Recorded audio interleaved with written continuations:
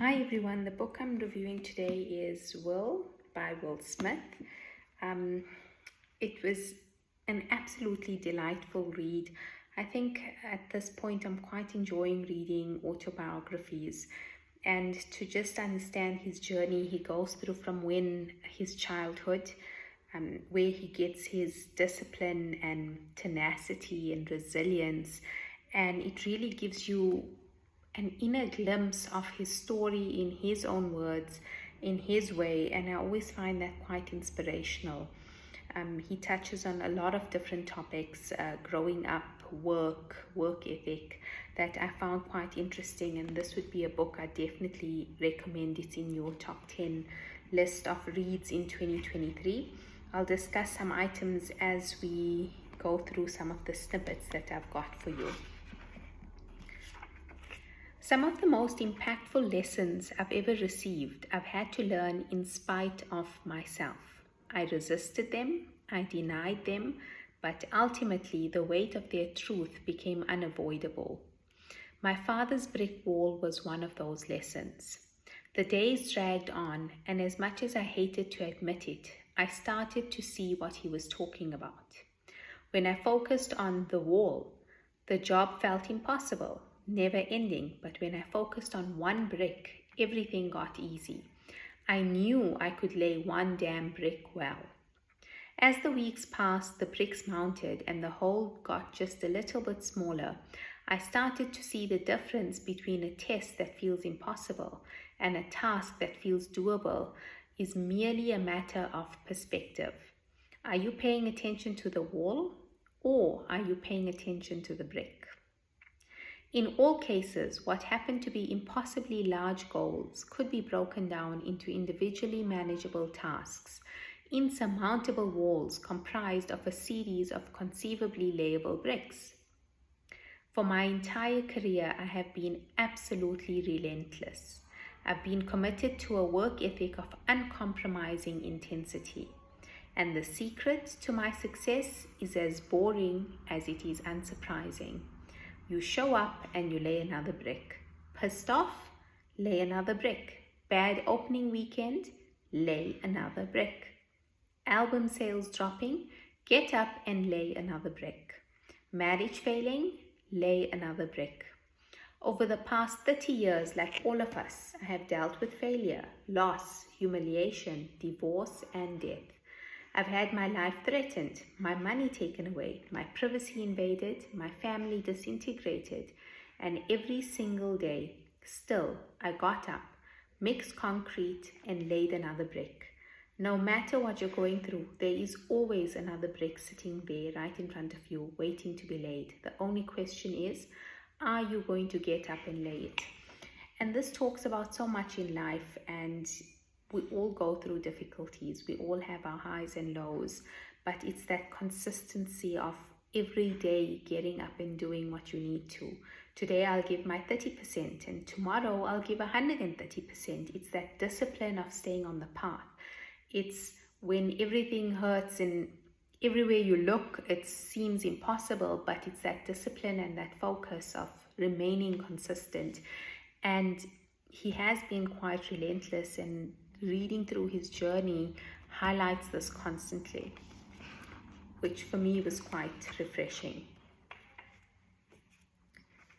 But as it turned out, Daddy-O loved it. It was in the military that he discovered the transformative power of order and discipline, two values that he came to worship as the guardrails protecting him from the worst parts of himself.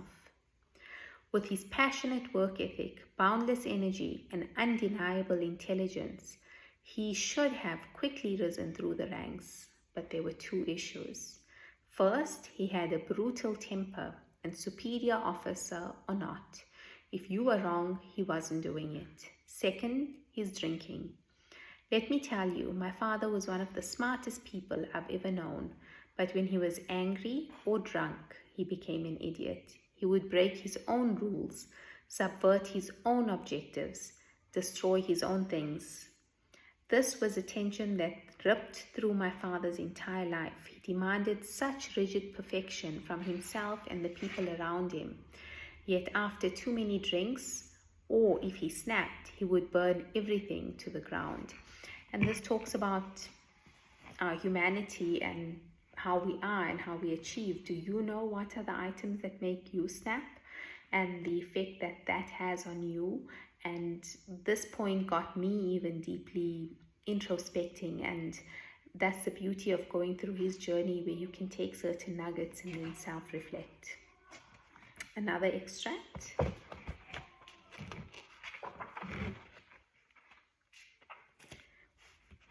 What does he want? As an actor, this is the single most important question to ask of the character you are preparing to portray. His want and dramatic quest is the first pillar of behavior. What someone desires is a portal into the essential truth of their personality. If you want to understand why someone did something, you need only answer the question, what did he want? An actor's overarching focus is to unearth the system of wants that intertwine and sometimes collide within the mind of a character to create their psychological driving force.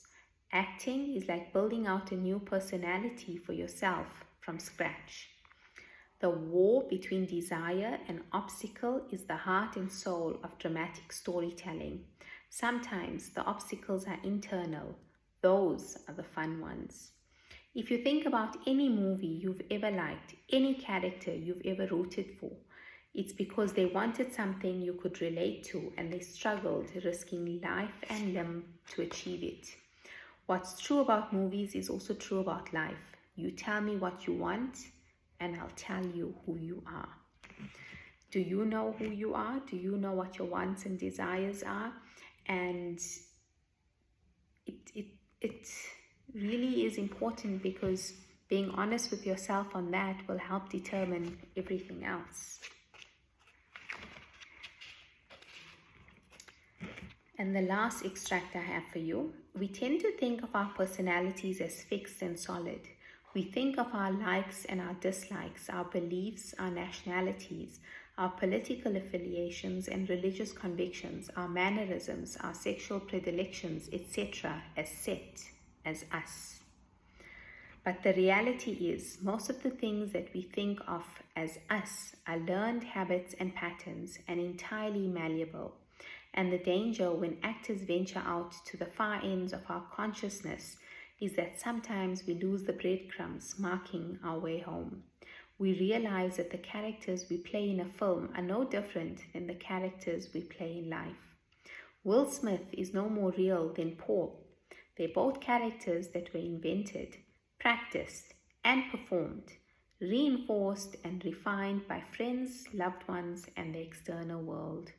What you think of as yourself is a fragile construct. If you've read this book, let me know what you think. If you haven't and are planning to, let me know once you've read it. Definitely grab your copy and go through it. I'm sure you'll enjoy it.